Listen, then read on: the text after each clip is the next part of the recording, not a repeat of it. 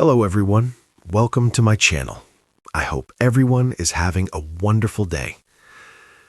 The morning light slipped gently through the curtains of Hazelwood Lane, where Ruth Langsford lived in the same house she and Eamonn Holmes had shared for over a decade. The roses in the garden, planted by Eamonn every spring, were in full bloom, but today, even their sweet scent couldn't soothe Ruth's heavy heart. She stood by the window, clutching a cup of tea that had long since gone cold. Her emerald eyes, usually bright and composed, glistened with unshed tears. It had been 3 days since the world learned of the news that shook their closest friends and fans, that Eamonn had been in a devastating accident. No one knew exactly how it happened. One moment, he was on his way home from the studio, where he had wrapped up his live segment ahead of schedule. The next, his car had veered off the quiet country road, struck by another vehicle in a moment too swift and cruel to make sense. Ruth remembered how Eamonn had called her that afternoon, laughing about a joke he heard on set, promising to bring her favorite chocolate cake on the way home. He never did.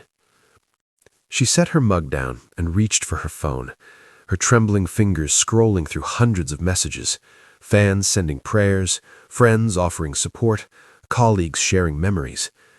There was warmth in every note, but Ruth felt hollow, as if someone had quietly taken the air from the room.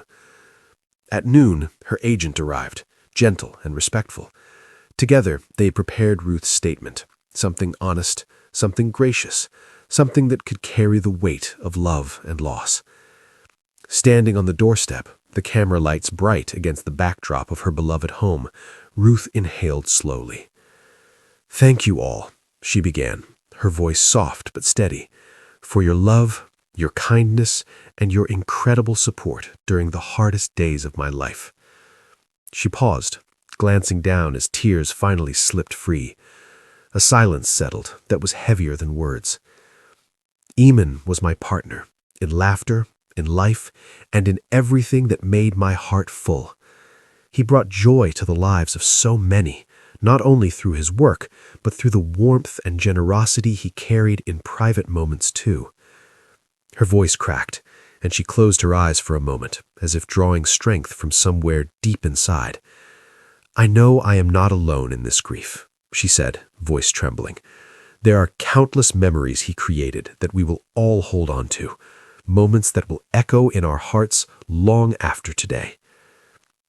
She spoke of his passion for morning tea on the terrace, how he'd always watched the sunrise with a quiet reverence, how he laughed with abandon at the smallest joke, how his kindness was not merely a trait, but a force that lifted people up. "I find comfort," she said, "in knowing that love like ours doesn't end. It transforms. It lives in every life he touched, every smile he brought to someone's face, every story shared about him." At that moment, many watching felt as though their own hearts were being spoken to, the universal ache of losing someone irreplaceable, and the enduring solace of love that outlives loss. Ruth stepped back from the microphone, pausing as the cameras clicked quietly, giving her space, honoring her pain.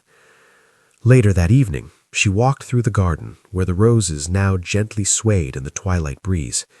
She picked one, a deep red bloom, soft and fragrant, and pressed it to her chest.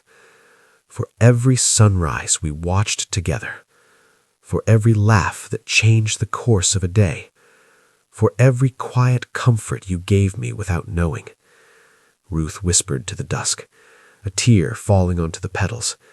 And in that fragile moment, she realized something tender. Heartbreak doesn't break us entirely. It changes us, deepens the soul, and, in a bittersweet way, reminds us how fiercely and beautifully we loved.